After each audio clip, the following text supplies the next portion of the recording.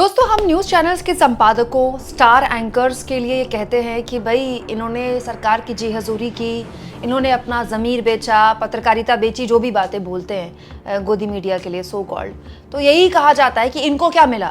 देखो, लोग इनको इतना क्रिटिसाइज़ कर रहे हैं, सोशल मीडिया में इनकी इतनी ट्रोलिंग होती है, लोग इन पर सवाल उठाते हैं, सड़कों पर अगर ये निकल जाएं तो गोदी मीडिया के नारों का सामना करना पड़ता है, कईयों पर तो केसेस भी दर्ज हैं। सुधीर चौधरी को तो माफ़ी मांगनी पड़ी थी उनमें से एक केस की वजह से, बाकायदा सोशल मीडिया में। तो वाकई में क्या आपको लगता है कि ये जो एंकर्स, ये जो संपादक ये पूरा खेल खेलते हैं, इसमें इनका कोई फ़ायदा नहीं है, इनको कुछ हासिल नहीं होता है, ये बस ऐसे ही किए जा रहे हैं? नहीं दोस्तों, ये सब कुछ ऐसे ही नहीं हो रहा है। इन एंकरों को, इन संपादकों का इसका कितना फ़ायदा मिल रहा है, इसकी एक बानगी मैं आपको दिखाना चाहती हूँ। दरअसल दोस्तों, सुधीर चौधरी का ये फ़ोटो जब सोशल मीडिया में मेरे सामने आया तब मेरा दिमाग ठनका और उसके बाद मैंने देखा कि क्या अकेले सुधीर चौधरी की ही फ़ोटो है, तो पाया कि मामला तो कुछ और है। ये जो तस्वीर है दोस्तों, बीजेपी के उत्तराखंड से सांसद अनिल बलूनी, जो कि उत्तराखंड में बीजेपी के बहुत बड़ा चेहरा है, उनके द्वारा एक कार्यक्रम ऑर्गेनाइज किया गया था, इगास। दोस्तों, हमारे उत्तराखंड में एक बहुत बड़ा त्यौहार होता है इगास का। तो इस त्यौहार के मौके पर अनिल बलूनी ने तमाम लोगों को बुलाया था। इसमें राजनीतिक लोग थे, बीजेपी के नेता वगैरह थे, बीजेपी के प्रवक्ता वगैरह थे।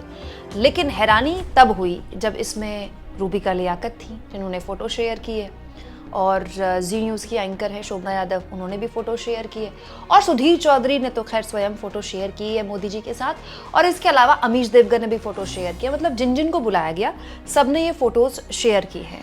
तो दोस्तों, ये जो पूरी तस्वीर है, ये इन फ़ोटोज़ पर आकर ख़त्म नहीं हो जाती है। अब देखिए आप सुधीर चौधरी की ये फ़ोटो, जिसमें प्रधानमंत्री मोदी एक तरफ खड़े हुए हैं, सुधीर चौधरी दूसरी तरफ खड़े हुए हैं। हालांकि बीच में एक दीवार सी बनाई गई है, दीवार तो नहीं कहेंगे इसको, मतलब एक पार्टीशन बनाया गया है जिसमें सुधीर चौधरी और मोदी के बीच ये पार्टीशन है।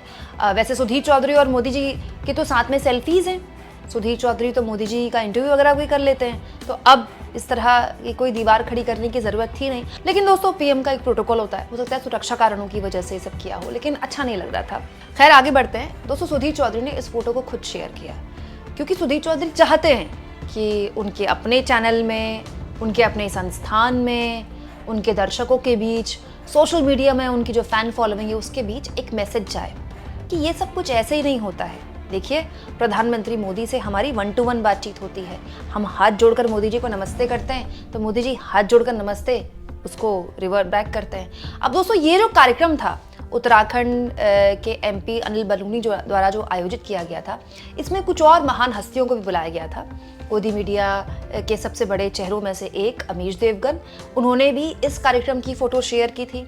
इसके अलावा रूबिका लियाकत ने भी इस कार्यक्रम की फ़ोटो शेयर की थी, और दोस्तों बीजेपी के नेता शहजाद पूनावाला ने भी इस कार्यक्रम की फ़ोटो शेयर की थी मोदी जी के साथ। दोस्तों, इस कार्यक्रम में बाबा रामदेव को बुलाया गया था। अब बाबा रामदेव ने किसके लिए बैटिंग की 2014 से पहले, काले धन का आंदोलन किया, मुझे आपको बताने की जरूरत नहीं है। दोस्तों, बाबा रामदेव तो 40 रुपए का पेट्रोल बेच रहे थे, ये कहते हुए कि मोदी जी सत्ता में आ गए तो 40 रुपए का पेट्रोल मिलेगा। अब तो खैर पेट्रोल 100 के पार है, तो पता नहीं बाबा रामदेव क्या ही बोलेंगे। बाबा रामदेव तो खुद ही आजकल कोर्ट कचहरी के चक्कर लगा रहे हैं। उनके ब्रांड पतंजलि पर इतने गंभीर आरोप है कि हाथ जोड़कर उनको सुप्रीम कोर्ट में माफ़ी मांगनी पड़ी थी। लेकिन बाबा रामदेव की यहाँ पर मौजूदगी थी। पंडित धीरेन्द्र शास्त्री, जो आए दिन न्यूज़ चैनल्स को बस ऐसे इंटरव्यू देते रहते हैं, हिंदू राष्ट्र की बातें करते रहते हैं, उनकी यहाँ पर मौजूदगी थी। बीजेपी के नेताओं की यहाँ पर मौजूदगी थी। तो चलिए, ये तो बात समझ में आती है, बीजेपी नेता ने कार्यक्रम ऑर्गेनाइज किया, वो लोग जो बीजेपी की भाषा बोलते हैं उनको यहाँ बुलाया गया, मोदी जी स्वयं यहाँ पर आए। दोस्तों, इसके अलावा पार्टी के राष्ट्रीय अध्यक्ष जेपी नड्डा भी यहाँ पर मौजूद थे। लेकिन यहाँ पर सुधीर चौधरी या फिर रूबिका लियाकत या फिर अमीश देवगन की क्या ज़रूरत थी? इस कार्यक्रम में अगर पत्रकारों को बुलाया ही गया था, चलिए मैं मान लेती हूँ पत्रकारों को बुलाया गया था, तो आपने दोस्तों इस तरह के कार्यक्रम में कहीं भी अजीत अंजुम को देखा क्या? रवीश कुमार को देखा क्या? अभिसार शर्मा को देखा? भाई, हम तो बहुत छोटे पत्रकार हैं दोस्तों, मेरा पूरा का पूरा पत्रकारिता का जो अनुभव है वो 16 साल से ऊपर का है।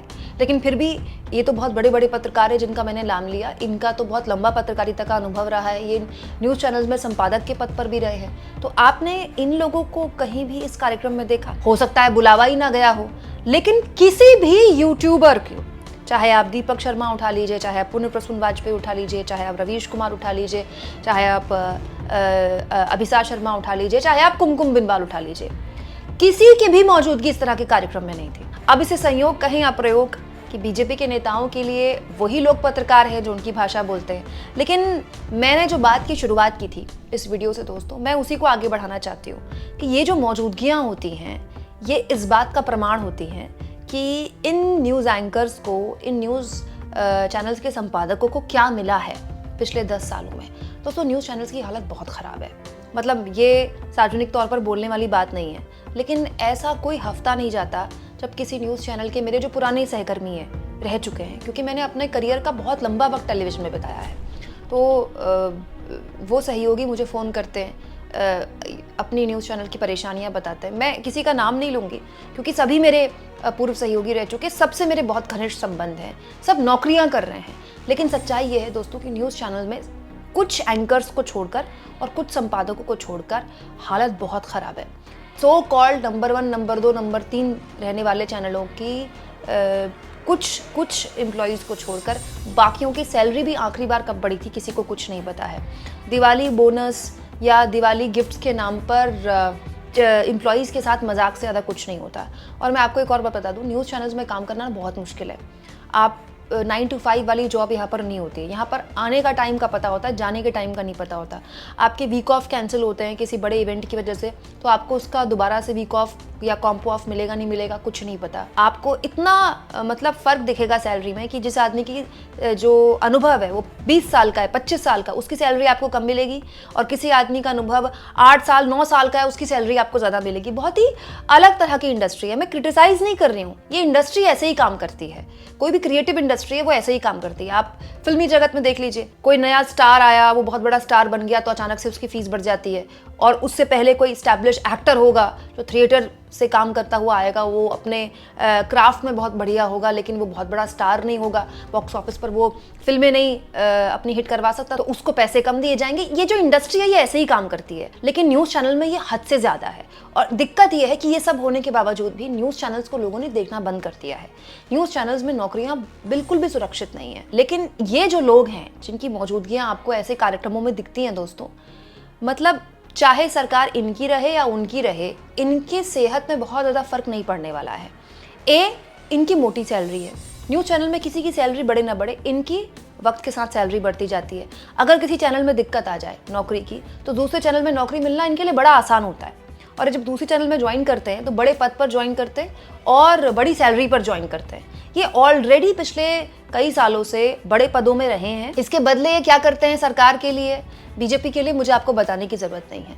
लेकिन आप खुद सोचिए कि ऐसा कार्यक्रम जहाँ पर बीजेपी के राष्ट्रीय अध्यक्ष मौजूद हैं, प्रधानमंत्री मोदी मौजूद हैं, वहाँ पर अगर ये सो कॉल्ड पत्रकार हाथ जोड़कर खड़े हुए हैं, तो फिर यही इनका तरीका रहेगा पत्रकारिता का।